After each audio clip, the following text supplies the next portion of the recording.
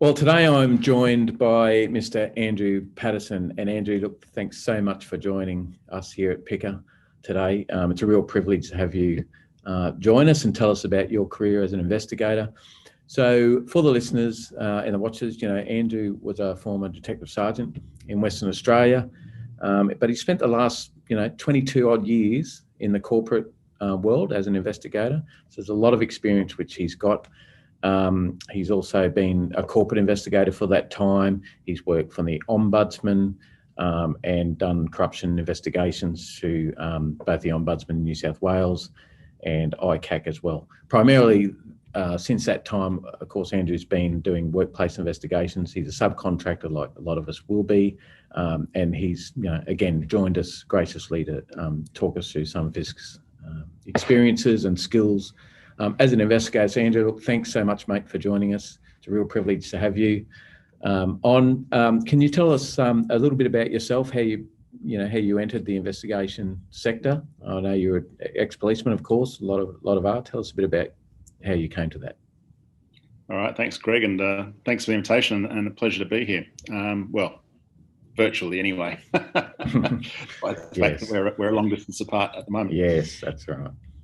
So yeah, leaving the police, I actually left the police in order to take a job with the Ombudsman here in Sydney. It was time to leave the police force, but obviously, having been a detective sergeant, investigations is what I knew best. So I left Perth and left the police, took the job in Sydney. Did that for a couple of years, and then went to ICAC, the Corruption Commission, and did corruption investigations for several years there. I think being an ex-detective, of course, as you'd be aware, I mean, investigations really do sort of just flow naturally, and that's what you've been trained at, that's what you're good at, and hopefully that's what you enjoy as well. So moving from after the Corruption Commission, then moving into a couple of state agencies, doing basically internal misconduct investigations, workplace type investigations, then into local government as an internal ombudsman, but again, mainly doing misconduct investigations.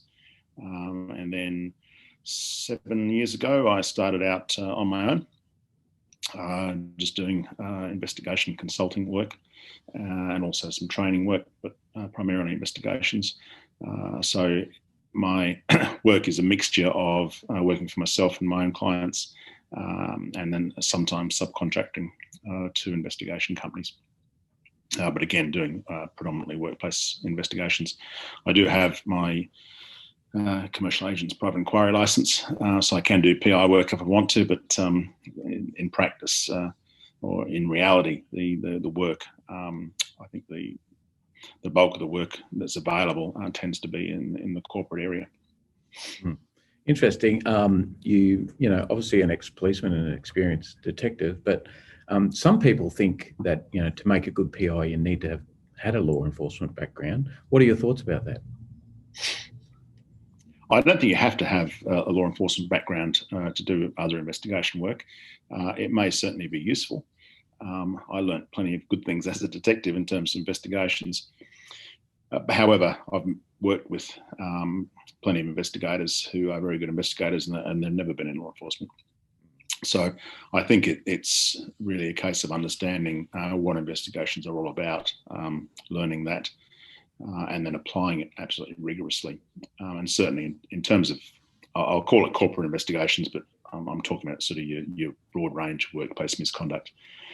So in your corporate investigations, it's really all about process. And we can talk more in detail about the things that are involved, but I think as long as you understand what they are, apply all your training properly, you can still be a very good investigator without having been in the police.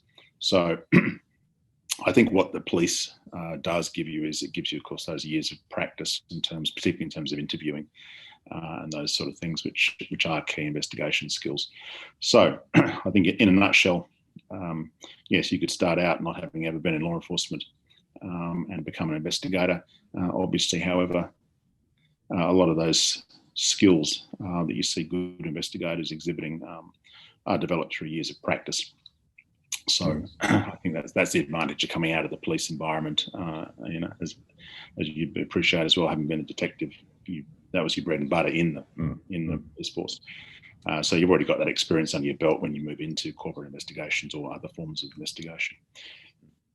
Certainly not, from my point of view, an impediment anyway. I mean, there are skills which we'll talk about, what you regard as the most essential skills for a good investigator.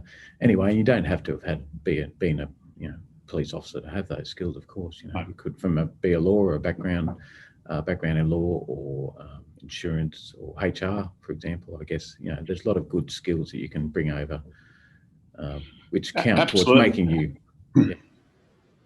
I think one of the key things around investigations, and having worked in different forms of investigation now, and obviously also overseen investigation work, both from an ombudsman perspective and an ICAC perspective as oversight agencies.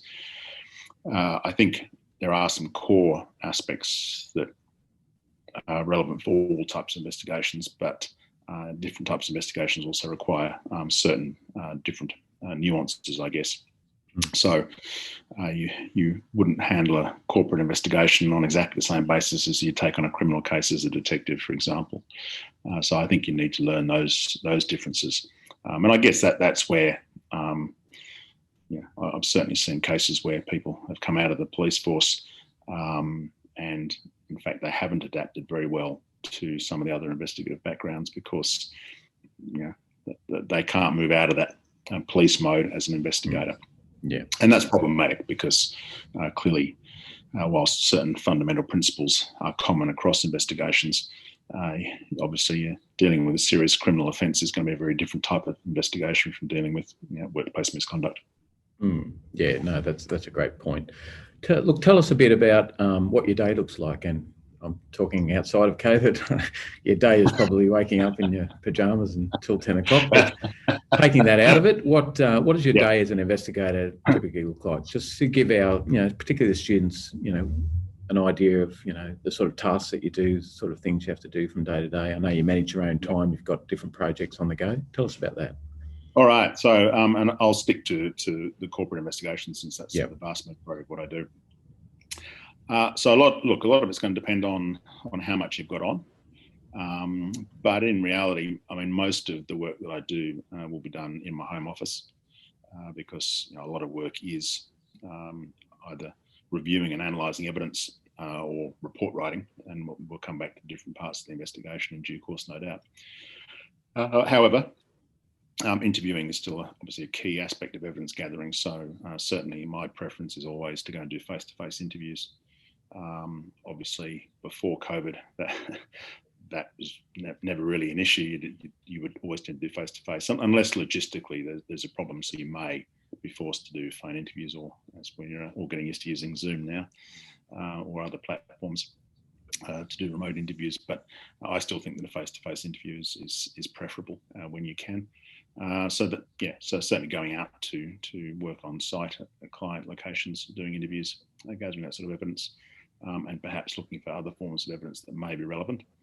Although the nature of corporate investigations tends to be that most stuff, the client, organisation, the employer will provide to you, and most of that's done electronically these days. So a lot of it is really sitting at the desk and either reviewing and analysing evidence or writing it up as part of the investigation report. I guess in terms of I guess my advice to people, if they're moving into this area, is monitoring, I guess, caseload in terms of how much you've got, because there is a limit to how many different cases you can realistically juggle at the one time and still do all of them justice. So one of the key things to an investigation is that it should be done as expeditiously as possible without taking any shortcuts. And so if obviously there is a temptation, particularly if you're working for yourself, to take as many cases as you can, because obviously you have busy patches, you have quiet patches. However, you do need to be conscious of how many cases you can realistically juggle yourself. And then, of course, it's also assessing in between different cases. Some cases will be far more complex than others and therefore require a lot more work. Yeah, that's a good segue. And yep, go on. I'd just say, so in terms of the typical day, it's really a case of, we'll what needs to be done in relation to each investigation that's on hand. So at the moment, I finished one last week, and I've got 3 others on the go at the moment. So it's really a case of just scheduling what needs to be done and working things around that. One of the advantages, given that a lot of it is sort of sitting in your own office environment, is that can be done whenever it fits in. So it doesn't have to be within business hours. Whereas typically, of course, if you actually happen to go and interview people and those sort of evidence gathering aspects, most of that will need to be done during business hours. So. So sometimes, you can get busy, and your weekends are all about report writing, unfortunately. But that's the nature of the beast. Okay, well, that's a good segue into my next question, which is, from your point of view, what's the advantage of being particularly a subcontract investigator? Like, why would that be an attractive option for people to do as a career? Look, I think working for yourself. The greatest thing for me is the freedom. So I said I've been doing it for 7 years now, and you have the freedom to choose, what work you do. If you want to take time off, you can take time off. Obviously, you don't get paid for that, of course. Yeah. But it does give you that freedom and that flexibility. I think it's also, having spent nearly 30 years in organisational environments. And obviously, you can have good experiences, you can have bad experiences. So I think one of the big key benefits I've found is whilst you may still have to deal with some prickly customers at times, at the end of the day, you're not in an organisational environment which may be unpleasant or difficult to work for. You are really working for yourself. So yeah, the freedom and the flexibility is great. On the other side of the coin, of course, is you don't have a guaranteed salary. You get paid for the work you do. You're not getting paid for annual holidays. You're not getting paid for sick leave. All those sort of things. So it is a balance. So look, at the end of the day, you need to know that you can make a viable living. Yeah. In order to do it, my advice to people going into that sort of mode of work is that, when it's busy, make the most of it, but also make sure that you plan ahead for the times when it's not going to be busy. I mean, I've certainly, over those 7 years, I've had patches of 2 or 3 months at a time with no work and no income. So that you need to be able to ride those patches through. And obviously also understand that even when you've got an assignment, mostly the normal protocol is you're not going to get paid until that assignment's finished. Yeah. So it's not like you're getting a fortnightly paycheck. A lot of the time until you deliver that final investigation report, and that could be months after you've started the assignment, of course. So you need to learn how to balance all those things. And I think that, certainly particularly the first 12 months, that was, I guess, one of the most challenging aspects, having spent nearly 30 years getting a fortnightly paycheck. Switching into self-employed mode was very different. Yeah. But I'm certainly well used to that now, and you simply you ride it, you ride it through. So I think, that's sort of the benefit of it. And then in terms of the subcontracting side of things, so my work is a mixture of my own client work, and most of that is done through contacts. Through over the years, you build up networks. If they know what your work's like, and this is certainly a key bit of advice I'd give to people, obviously do your work well, but also remember that doing your work well is one of the things that will potentially give you return business. Yeah. If your client's not happy with your work, you'll never see that client again, and they will talk to other people, depending which industry sector they may be in. So that sort of professionalism is extremely important. But then subcontracting, so I do on occasion do some work for 1 or 2 investigation companies. So that obviously is a fairly typical business model these days, because investigation companies don't want to have a large number of actual staff on their books for obvious reasons, because workload fluctuates. So subcontracting is very much the standard model for the investigation industry, and whether it's corporate investigations or factual investigations or whatever. That's very much the mode. So that can be useful. So my advice certainly to people, if they're striking out on their own, is by all means, cultivate your own clients, because that's where you'll get the best rate of return for your time. But also, don't overlook the possibility of having, being on somebody's panel as a subcontractor. There's no guarantee of work, but it may well be that when you have a quiet time with your own clients, then you can pick up work through that and you're still getting some income. And of course, the other advantage of being a subcontractor on those sort of arrangements is that, and as I have done regularly, if I've been busy with my own clients and one of the companies calls up and says, "Are you free for an assignment?" You say, "Well, sorry, I don't have any capacity at the moment." So it's quite a good arrangement in many respects. Yeah, I think you answered all my questions. So no. Thank you. You have actually answered a lot of my questions, but a lot of the questions we get asked, particularly from students and those wanting to do our courses, is that how much work is there out there and how much money am I going to earn? Now, they are two difficult questions to answer. My general response is there's as much work as you want out there. I think it's, and money-wise, similar. If you were a subcontract plumber and you worked a lot, you'd make a lot of money as well. What's your views on how much work there is for a young investigator, not young necessarily, but a new investigator, work, whether it be insurance or workplace? Workplace is obviously a little bit hard to get into because you need some specialist skills, but investigation generally, how much work is out there and what sort of money? Yeah, look, I think if you're starting out in the investigation industry, and let's talk about that in its broadest sense, you're unlikely to have a large number of contacts who may turn into a client base for you. Yeah. So I think in that respect, you're probably, and particularly if you're not that experienced in investigations and you really are sort of starting out, it's probably a good idea to really come under the umbrella of one of the companies. You'll probably still be a subcontractor, but that's where you're likely to get your workload to start with.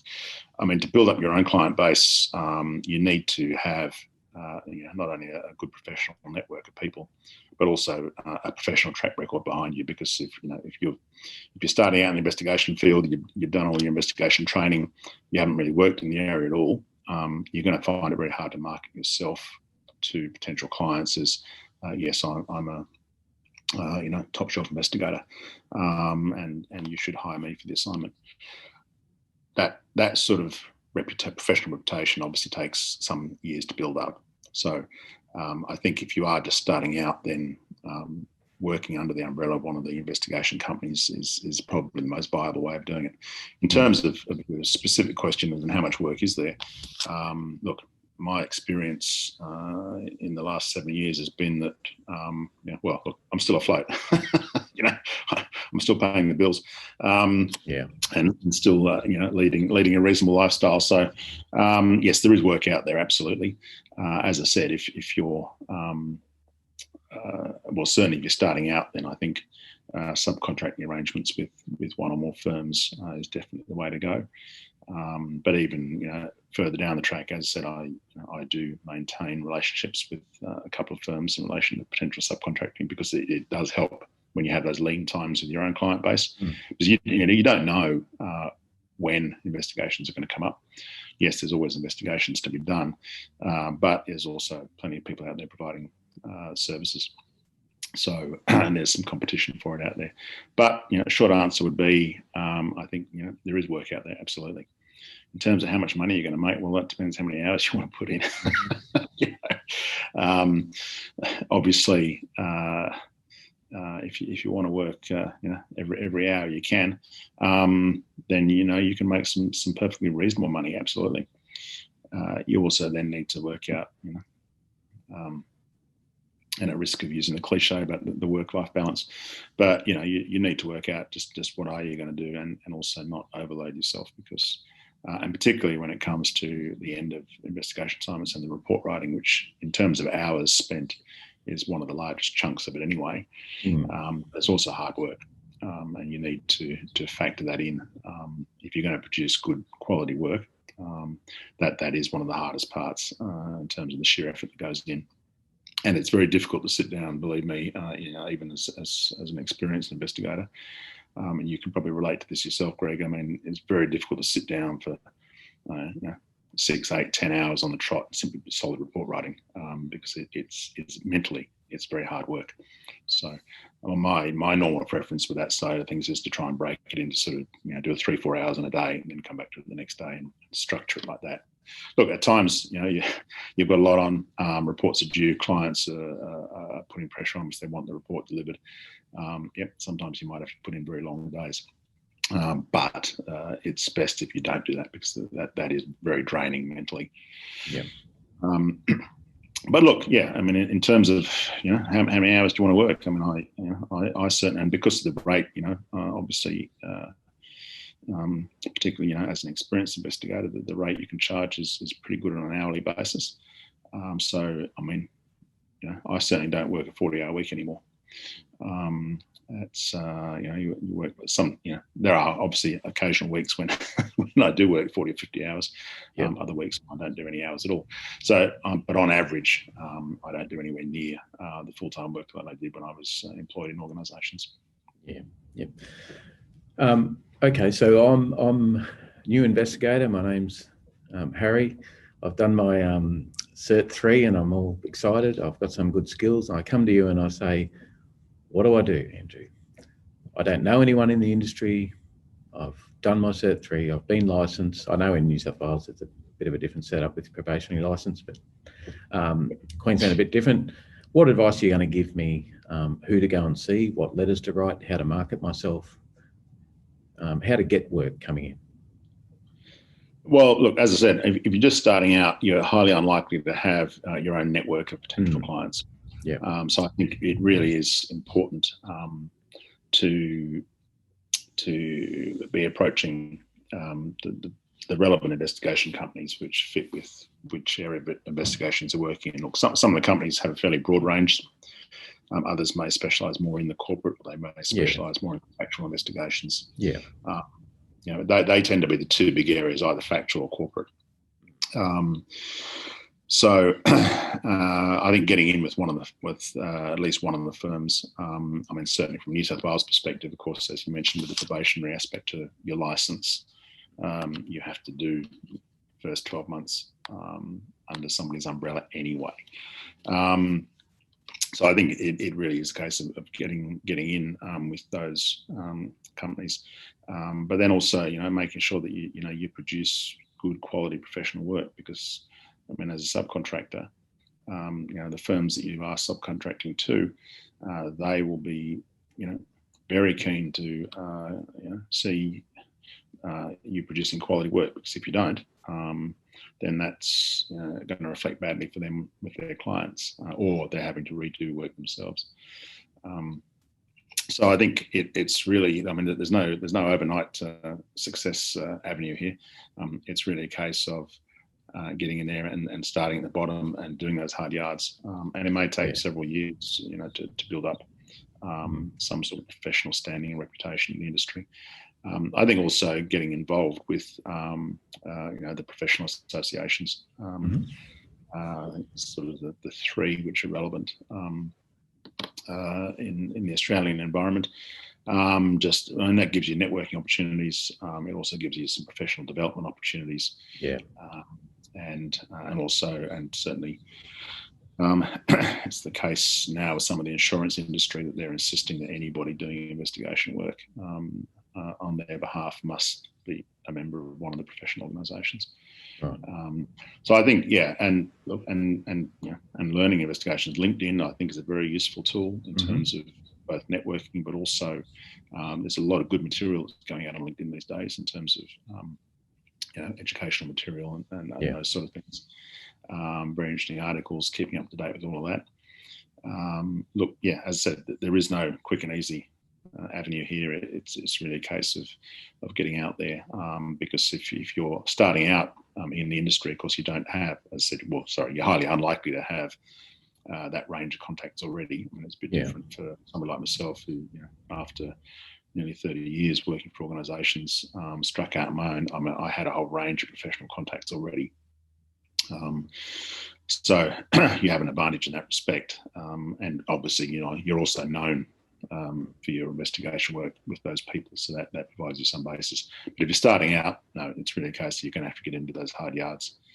Yeah, and I think it's and agree with me if you wish, but it's probably unrealistic for a new investigator to expect they're going to be doing corruption investigations or major frauds or misconduct type things. More than likely, they'll be doing your general insurance type CTP things, and that's a good basis. Wouldn't you agree to start off and start to learn those skills? Absolutely. I mean, the factual type investigation work, it's still about, a lot of the investigation principles will be exactly the same. And, you're getting out there, learning it, writing out reports, which is a huge part of the investigation process. Report writing, doesn't matter which area of investigations you're in, your report writing is still key. Yep. The formats may vary, but the actual report writing is pretty well the same across the board, and is such an important component. So yeah, all those sort of aspects to it, and then if you are moving into the corporate side of things, sure, but don't don't bite off more than you can chew, I guess. And if you are working, if you're proposing and working on your own, and you're not that experienced yet, perhaps. Through networking, find somebody who can be a bit of a mentor for you. Yeah. Potentially somebody who might, be prepared to peer review some of your work. You may do a bit of profit sharing or something for that. Those sort of things. Yep. Because look, at the end of the day, there is no substitute for the sheer hard years of experience out there. And you can train people, but you can't teach them experience. Yeah. So, I think if you are starting out, as I said, networking is so important. Having associates in the industry, even look, and I do it even now. After all these years, I mean, I will have a particular matter, and a lot of the stuff I deal with is sort of local government and can be quite political. Particularly around conflicts of interest and some of those really sort of murky grey areas, and the stuff that borders on corruption. But even now, I mean, sometimes I'll have a matter and I think I really want to get a second opinion on this. And so I maintain, obviously, as you know, a network of professional people of similar experience to myself. And I can get on the phone and say, hey, want to run a scenario past you, hypothetically, obviously, and vary my confidentiality. But, running scenarios past people to get a second take on things. And that can be really useful. And it doesn't matter how many years you've been in the industry, that can still be useful. Yeah. As they say, Greg, none of us know everything. No, that is true. And we're all still learning. So and we all should keep learning. That's the thing. Yeah, professional development is really key. Look, last but not least, one piece of advice you'd give to someone thinking about becoming an investigator, thinking about doing, your Cert 3 or that sort of thing. They've just watched Magnum PI on TV and they're very excited. That aside, what's your one piece of advice? I mean, you've mentioned, typically I ask you about what the good traits, and you've mentioned most of them already, report writing being one, but what's your one piece of advice to give to someone who really wants to make it in this business? I'll come back to a couple of other key points I wanted to raise anyway with you. But, one piece of advice, I think, be realistic about what investigations are all about. I think if I'd make one, and I hate making generalisations, but if I'm going to make one generalisation about our industry as a whole, it's overly glamorised. Right. It's a lot of investigation work is tedious. That's not to say professionally it's not enjoyable and it's perfectly good work. It is. But when you're sitting down there and you're spending 30, 40 hours writing an investigation report, there's nothing glamorous about that. So, nor is there anything glamorous about poring over pages and pages and pages of documentary evidence or interview transcripts and for analysing evidence and those sort of things. And look, I mean, even back in police days, and you'll no doubt share this opinion. Even back in police days, whilst that certainly had moments which were exciting and all the rest of it. That was an awful lot of sitting around doing nothing and an awful lot of sitting around doing paperwork and all the rest of it. So, yeah, I think people may get, I think, have some misguided ideas about what the investigation industry is all about. So that'd be my one piece of advice, I guess. Yeah. I guess in terms of some other key points, I think for people starting out, and these are some of the points that I make when I deliver training on workplace investigations. First and foremost, your objectivity. Okay, what I'd always say to trainees is, as an investigator, you have no property in the outcome of the investigation. The only interest you should have in the outcome is that outcome flows from the evidence, and all the evidence that you've gathered, and that is relevant. I've seen it time and time again when people start an investigation and they've got a preconceived idea about whether the person's done it or whatever. The annals of police history around the country are littered with miscarriages of justice for precisely this reason. But I've seen it plenty of times in workplace investigations as well. People starting out with the view, this guy we've been told is a problem employee. It'll be good to get an opportunity to get rid of him. Yep. Well, if you're starting out an investigation on that basis, you may as well pack it up and stop, because if you're not going to be objective, you're no use to anybody as an investigator. I've certainly had matters, and I had one quite big one recently where, and dealing with somebody quite senior in a government agency, and I knew inside that something was not right. But when you sat down in the cold light of day and went over all the evidence, there was simply not sufficient to bring it to the required standard of proof to make an adverse finding. And there are going to be days when you have to sit there as an investigator and look at it and think, at the end of the day, when you've gathered all your evidence, not before then, and you think, I really reckon this person's done the wrong thing, but you can't get it to that required standard of proof. You have to accept that. That's the way it is. And that's why I say we don't have any property in the outcome of investigations. As long as we've gathered all of the relevant evidence, then we make our decision based on that evidence, and the decision is the decision. So that's objectivity is a key one. Procedural fairness. Everybody talks about procedural fairness. Not everybody understands what it is. Not everybody understands what it is not either, which is just as important. So I think, understand exactly what procedural fairness involves and what it does not involve, because it also gets misused by people when they've got a vested interest. And understanding that investigation is a process, and don't deviate from it. As I say to trainees, if you're going to deviate from the process, make sure you can justify it. It is a process. Every single time, it's a process. You're going through it. You start out at planning, you do your evidence gathering, and on you go until you get through to your report writing stage at the end. And look, and one of the key bits of advice I always give it in training sessions, and I'll give it here, is that when you're working on what to try and do at a particular point in the investigation, or when you're trying to make a decision around something, always look at it from this point of view. Okay, at the end of the road, worst case scenario, and you're sitting in the witness box, and whether it's at the Fair Work Commission or whether it's the State Industrial Relations Commission or whichever other legal forum your matter happens to fall into, at the end of the day, if you're the investigator, you're the person who has to answer for that investigation. So approach dilemmas in an investigation from the perspective, okay, if I was sitting in the witness box, how would I get attacked for this? Where could I come undone? And if you then engineer it backwards from that point, you'll end up with much better decision making as you go through. So always look at it from the point of view, okay, if I'm sitting in that witness box, and it can be a very lonely place, as you'd know, how am I going to account for this? Where am I vulnerable in terms of my decision making? If I'm putting the other pair of shoes on, the defence side of it, how would I attack me on what I'm doing?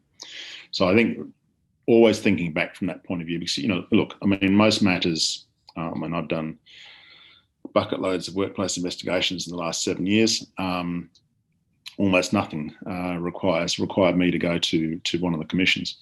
However, it can happen. And it's you don't want to be sitting in the witness box, findings with somebody who's had plenty of time to sit down and clinically go through your investigation report and your brief of evidence, and start to hit you with questions that you really don't have an adequate answer for. So I think that's it's a very useful way of looking at it. Okay, where could it go wrong at the end of the day? Because you could always end up in that scenario. And if you treat it on that basis, you'll end up with a much more solid and professional investigation. Yeah. Look, mate, that is fantastic advice, and really good advice for anybody wanting to, enter this industry. You're spot on there. You're completely on point. Look, well, I can't let you go. Of course, we've got something else in common, which many people may or may not know about. But I did mention Harry, the fellow who'd finished his Cert 3 and was all ready to be a PI. You are, of course, an accomplished and published author. And for those watching this don't know, all the W's, andrewpatterson.com, is that right? abpatterson.com.au. Okay, check that out. Andrew, of course, is a published author. I've read his books, and they are PI related. Now, they are fiction. I say fiction. Some people call it faction. You can make up your own mind how factual or fiction they actually are. Look, I urge you to check it out. There's tell us a bit about Harry and your journey as a crime author. Yeah, look, so it's, writing is something many years ago I wanted to start playing with, and then I got a bit more serious about it. And as a result, my PI character is this sort of typical jaded, flawed ex-detective sergeant. Not you at all, no. No. Well, my Harry, there he is. That's Harry Kenmare, PI. He got kicked out of the police force. I didn't. I left with a certificate of good service. But look, I think having spent years in the police, then working corruption work and other investigation work, there are so many things I've seen along the way and investigated, and people I've met and all the rest of it. The inspiration for writing stories around crime and corruption is huge. So, and you have a lot of fun. So yes, it is fiction. There's a lot of things in the books which are either loosely or not so loosely based on truth. The characters obviously are all fictional, but yes. You see a lot of things and you do a lot of things over the years, and it gives you some marvellous material for writing what I hope, and certainly the feedback I'm getting is that entertaining stories, which is very entertaining, but also yes. Also partly about wanting to let people know that this is actually what goes on out there. So excellent. Well, look, anyone listening to this, abpatterson.com.au, check it out. They're fantastic reads. Not PC, but that what makes them. No, and not for the faint-hearted. So it's quite graphic in terms of various things. So. Yeah. Look, Andrew Patterson, thanks so much for joining me and talking with me today. You've provided some absolutely invaluable advice. Thanks, mate. I wish you all the best moving forward with your books, and all the best. Well, and likewise to you, Greg. Good to join you, and we'll talk again soon. Thanks, Andrew. Bye. Yeah, mate.